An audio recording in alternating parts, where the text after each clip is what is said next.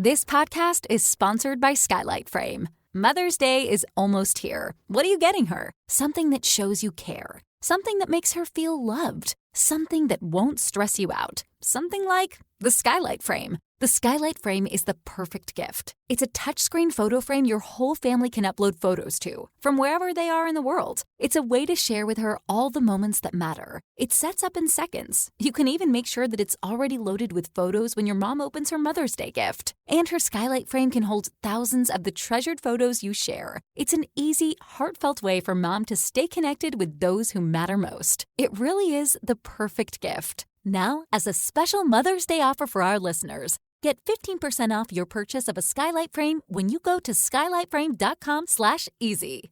That's SKYLIGHTFRAME.com/easy. Get 15% off your Mother's Day purchase now at skylightframe.com/easy.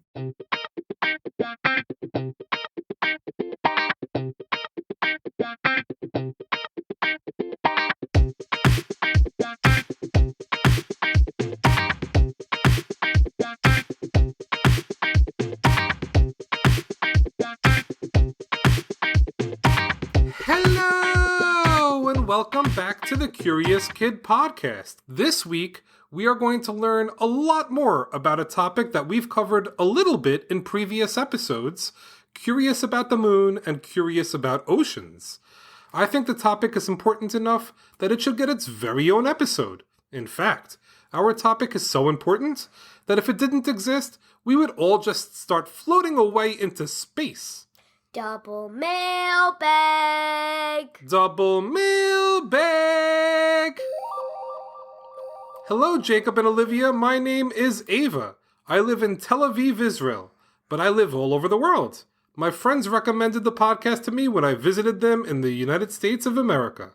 I would like to get curious about tomato soup, gravity, and flexibility. Thank you, from Eva. Hi, my name is Daniella. I am 6 years old and we live in Singapore. I'm curious about gravity and why can't we float like astronauts on the moon? I have 2 younger sisters who are also very curious. We listen to your podcast a lot in the car. I'm very excited to listen to your next episode. Good luck! Wow! We are so lucky to have listeners getting curious with us from Israel and Singapore. We can't wait to learn more about gravity for Eva and Daniella. I have to say that the voicemail from Daniella is one of the most adorable things I've ever heard. We love getting emails from our listeners and messages on Facebook, Instagram, and Twitter. But there is something really special about getting a voicemail from one of our incredible listeners. That voicemail from Daniella was so cute. It reminds me of myself when I was 6 years old. I totally get that. Maybe Daniella should start her own podcast. All right, let's get the learning started with the question of the week. The gravity on Mars is weaker than the gravity here on Earth. That means that we would all weigh less if we were standing on Mars. The question of the week is, could you guess how much a 100-pound person would weigh on Mars? Gravity is a very interesting topic because it is something we can't live without, but it's also something that's invisible. That makes it pretty unique. We've learned about other things we can't live without, like water, for example. But understanding why gravity is so important to us could be a bit more complicated. Gravity is a force that attracts things to each other. The more mass something has, the stronger its gravitational pull. The Earth has more mass than my body. So that's why the gravitational pull of the Earth pulls me towards the center of the Earth and keeps me from floating away. What is mass? Is it different than weight? It is different than weight, and I'll tell you how. Mass is determined by how many atoms something has, what the density of those atoms is, and the type of atoms it has. Generally speaking, things that are big have more mass, and things that are small have less mass. There are exceptions, though. A baseball would have more mass than a balloon, even though a balloon is bigger than a baseball. Have you ever heard something big described as being massive? Well, the word massive comes from mass. It is used to describe something that has lots of mass. The Earth is way bigger than me, so it has a stronger gravitational pull than I do. So that's why it has an invisible pull on my body that keeps me from floating away.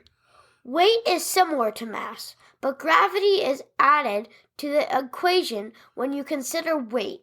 That's why I weigh more here on Earth than I would weigh on Mars or on the Moon, because Mars and the Moon have less mass than Earth, so they have a weaker gravitational pull. That also means that your mass would never change, no matter what planet you were on. Mass is a constant. Weight is not a constant. Your weight will change depending on the force of gravity on your body. So, to summarize this all up, my mass would never change, no matter where I am in the universe, but my weight could change. It would go up if I was somewhere with higher gravity, and it would go down in places with lower gravity. That's absolutely right. There's another important thing we should mention about gravity. It gets stronger the closer two objects are to each other. For example, the Sun has more gravity than Earth because the Sun has more mass than Earth. But there is a good reason why our bodies aren't attracted to the Sun's gravitational pull. It's because our bodies are closer to the center of the Earth than the center of the Sun. The Sun is so far away, about 92 million miles away, that even though it has a stronger gravitational pull than Earth, we are still pulled in by Earth's gravitational pull. And that's a good thing. Things are a bit more comfortable for humans here on Earth than they would be on the Sun.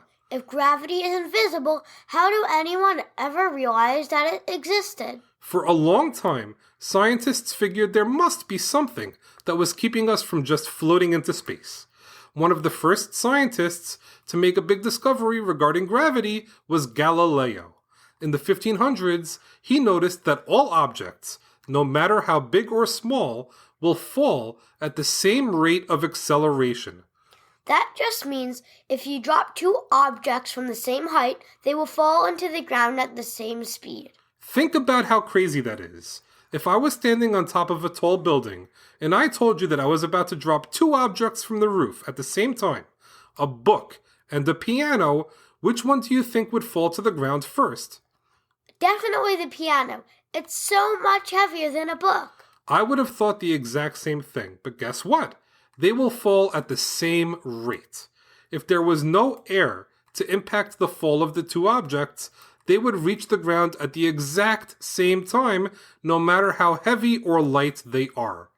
On Earth, the rate of acceleration for a falling object is 32 feet per second per second. That sounds confusing, but it's a little less confusing than it sounds. It just means that any object, no matter the size or weight, will be falling at a rate of 32 feet per second after 1 second, then 64 feet per second after 2 seconds, and so on. In the 1600s, another scientist by the name of Isaac Newton had some thoughts on gravity when he saw an apple fall from a tree. He wondered why the apple fell straight down to the ground, instead of going to the side or even up into the sky. In the year 1687, he published a book that had something called Newton's Law of Universal Gravitation in it. It says that every particle attracts every other particle in the universe with a force that is directly proportional to the product of their masses, and inversely proportional to the distance between their centers. And that's just a fancy way of saying things we already learned. First, all objects on Earth have a gravitational pull, and that pull gets bigger the more mass an object has. And second, the gravitational pull gets stronger the closer two objects are to each other.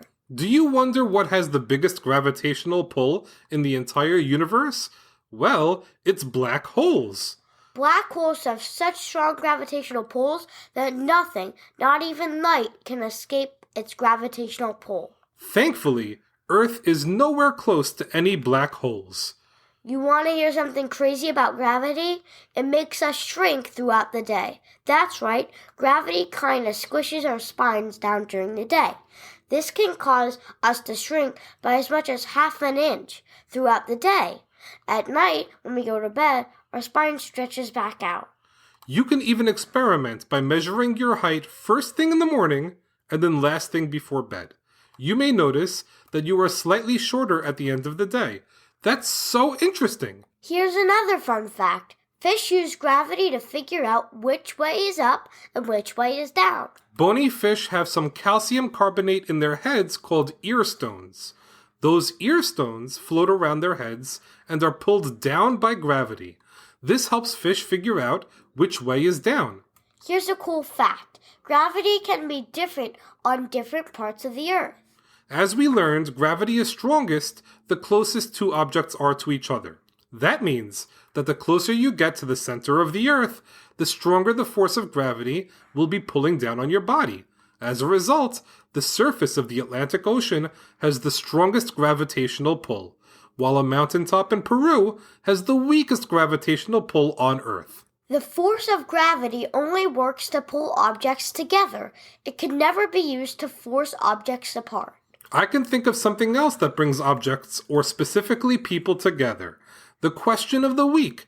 How much would a 100-pound person weigh on Mars?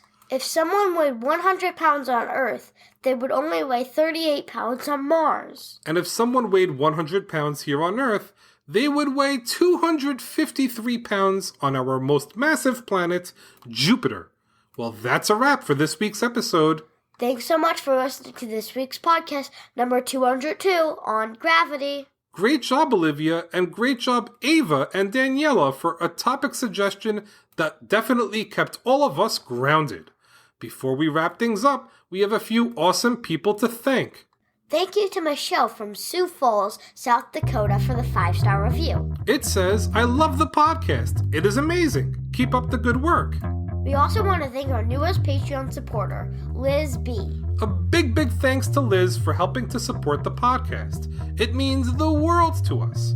Next week, we are going to stick to science, and we are also going to stick to international episode topic suggestions when we will get curious about DNA for listeners in Edmonton, Alberta, Canada, and Sydney, Australia. As always, thank you so much for listening and getting curious with us.